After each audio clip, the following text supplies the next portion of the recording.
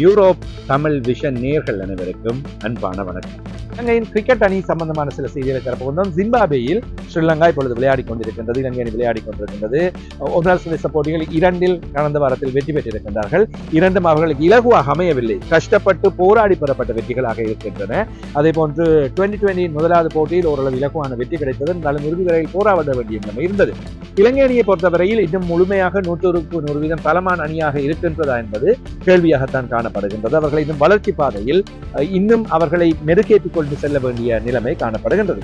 இவ்வாறான சூழ்நிலையில் தான் வருகின்ற இந்த வாரம், அதாவது 9ஆம் தேதி ஆசிய கிண்ண கிரிக்கெட் போட்டித் தொடரானது ஆரம்பிக்கவிருக்கின்றது. ஆசிய கிண்ண கிரிக்கெட் போட்டித் தொடரில் 8 அணிகள் மோதப் போகின்றன. இந்த 8 அணிகளில் 5 அணிகள் மிக முக்கியமான அணிகளாக அமைகின்றன. குறிப்பாக இலங்கை, இந்தியா, பாகிஸ்தான், பங்களாதேஷ், ஆப்கானிஸ்தான் இந்த 5 அணிகளும் முக்கியத்துவம் வாய்ந்த அணிகளாக காணப்படுகின்றன. இவற்றோடு ஓமான், ஹாங்காங், ஐக்கிய அரபு அமீரக ஆகிய 3 அணிகளாக 8 அணிகள் பங்கு பெற்றுகின்றன. இவர்கள் மோதுகின்ற முதல் சுற்று போட்டிகள் நடைபெறப் போகின்றன.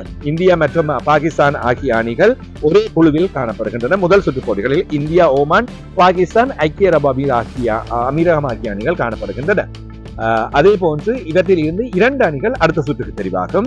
குழு பியில் ஆப்கானிஸ்தான், பங்களாதேஷ், ஹாங்காங், இலங்கை ஆகிய அணிகள் காணப்படுகின்றன. இந்த குழுவில் இருந்தும் 2 அணிகள் தெரிவாகும். இந்த குழுதான் கொஞ்சம் சிக்கலான குழு. 3 பலமான அணிகள் காணப்படுகின்றன. 2 அணிகளே தெரிவு செய்யப்பட போகின்றன.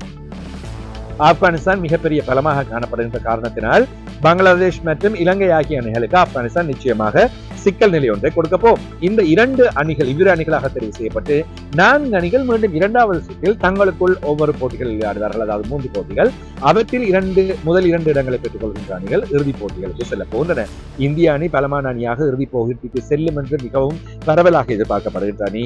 அடுத்த அணியை 3 அணிகளுக்கும் வாய்ப்புகள் காணப்படுகின்ற நிலைமையே இந்த தொடரில் காணப்படுகின்றது. வரும் வாரம் நாங்கள் இந்த நிகழ்ச்சிகளோடு சந்திக்கின்ற வேளையில் ஆசிய கிண்ணத்தின் முக்கியமான விவரங்களோடும் தகவல்களோடும் சந்திக்கலாம். மறுபுறத்தில் இங்கிலாந்து, தென்னாப்பிரிக்க அணிகளுக்கு இடையிலான ஒருநாள் சர்வதேச போட்டி தொடர் நடைபெற்றுக் கொண்டிருக்கின்றது. 2 போட்டிகளிலுமே தென்னாப்பிரிக்க அணி வெற்றி பெற்றிருக்கின்றது. இது இங்கிலாந்துக்கு பாரிய அடியாக அமைந்திருக்கின்றது. தென்னாப்பிரிக்க அணி மீண்டும் ஒரு பலம் பெற்ற அணியாக மிக சிறப்பான முறையில் பிரகாசித்து வருகின்றார்கள்.